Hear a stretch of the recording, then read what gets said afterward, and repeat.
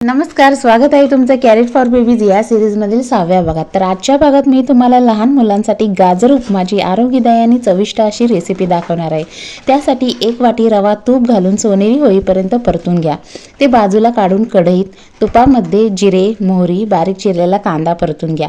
नंतर त्यामध्ये 1 वाटी किसलेला गाजर ॲड करा आणि चवीनुसार मीठ घाला। हे गाजर मऊ होईपर्यंत परतून घ्यायचं आहे। त्यासाठी मंद आचेवर झाकण लावून ठेवा। अधूनमधून फिरवत राहा। साधारण 5 मिनिटांनंतर त्यामध्ये 2.5 वाटी पाणी घाला। या पाण्याला उकळी आल्यानंतर रवा टाका। चांगले फिरवून घ्या आणि झाकण लावून मंद आचेवर शिजू द्या।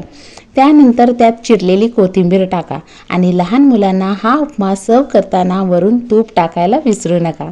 खूप स्वादिष्ट अशी ही गाजर उपमाची रेसिपी तुम्ही तुमच्या लहान मुलांना नक्की करून द्या। भेटूया उद्याच्या भागात ठीक संध्याकाळी 4 वाजता। तोपर्यंत या चॅनलला नक्की सबस्क्राईब करा।